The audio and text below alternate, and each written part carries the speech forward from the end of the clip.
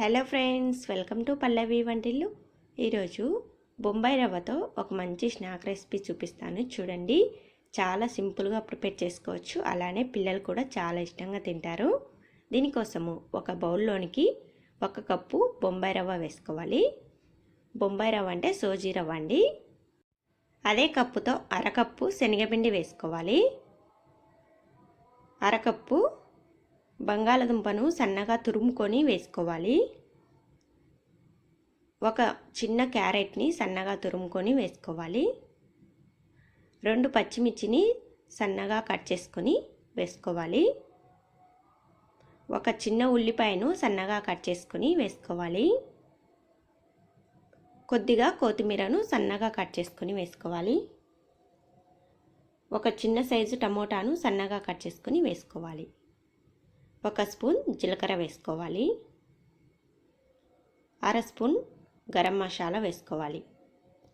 టేస్ట్కు సరిపడినంతగా ఉప్పు వేసుకోవాలి. వీటన్నిటిని వేసుకొని చేతితో బాగా కలుపుకోవాలి. ఇలా మొత్తం బాగా కలుపుకున్న తర్వాత అరకప్పు నీళ్లు వేసి ముద్దలా వచ్చేలా కలుపుకోవాలి. ఇలా కలుపుకున్న రవ్వపై మూత పెట్టి 10 నిమిషాల వరకు పక్కకు పెట్టుకోవాలి. 10 నిమిషాల తర్వాత రవ్వ ముద్దని మళ్ళీ ఒకసారి చేతితో బాగా కలుపుకోవాలి. ఇలా కలుపుకున్న రవ్వ ముద్దని ఒక బౌల్లోనికి అడుగున ఆయిల్ అప్లై చేసుకొని ఈ గిన్నెలోనికి రవ్వ ముద్దని పెట్టి సమానంగా చేతితో ఒత్తుకోవాలి. మీ దగ్గర కొద్దిగా పెద్దగా ఉన్న బౌల్ ఉంటే తీసుకోండి. నా దగ్గర పెద్ద బౌల్ లేదు కాబట్టి క్యారేజ్ గిన్నె తీసుకొని చేస్తున్నాను. మీ దగ్గర కేక్ మౌల్ ఉంటే దానిలో వేసుకొని చేసుకోండి. తర్వాత స్టవ్ పై కుక్కర్ కానీ వెడల్పుగా ఉన్న బౌల్ కానీ పెట్టుకొని అందులోనికి 4 కప్పుల నీళ్లు వేసుకోవాలి.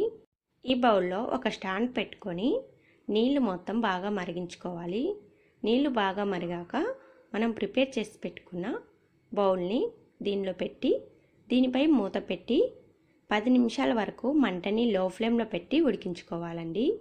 మనం ఇడ్లీలు ఎలా ప్రిపేర్ చేసుకుంటామో అలా ఆవిరిపై ఉడికించుకోవాలి. ఇలా 10 నిమిషాల తర్వాత సూది కానీ లేదంటే ఒక పుల్ల సహాయంతో ఇలా గుచ్చి చూస్తే మనకి అంటుకోకుండా రావాలండి. అలా అంటుకుంటూ వస్తే మరో 5 నిమిషాల వరకు ఉడికించుకోండి. ఇలా ఉడికించుకున్న రవ్వ కేక్ని పూర్తిగా చల్లారపెట్టుకోవాలి. ఇది పూర్తిగా చల్లారాకనే తీసుకునికి ఈజీగా వస్తుందండి. ఇలా పూర్తిగా చల్లారాక ఒక ప్లేట్లోకి తీసుకోవాలి. నేను కొద్దిగా మందంగా ప్రిపేర్ చేశాను కదండి, చిన్న బౌల్లో చేశాను కాబట్టి మందంగా వచ్చింది.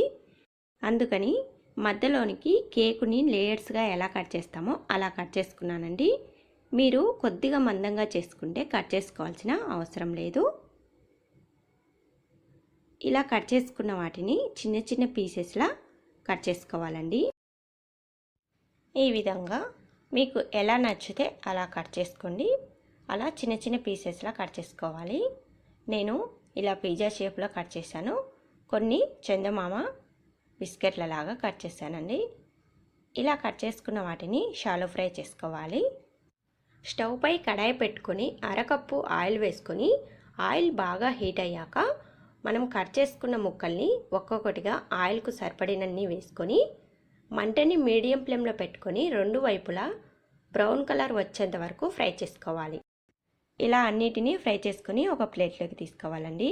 చాలా టేస్టీగా పిల్లలకి చాలా ఇష్టమైన స్నాక్ రెసిపీ చూశారు కదా, మీరు కూడా తప్పకుండా ట్రై చేయండి. ఎలా వచ్చిందో కామెంట్లో తెలియచేయండి. నా రెసిపీస్ మీకు నచ్చితే లైక్ చేయండి, షేర్ చేయండి.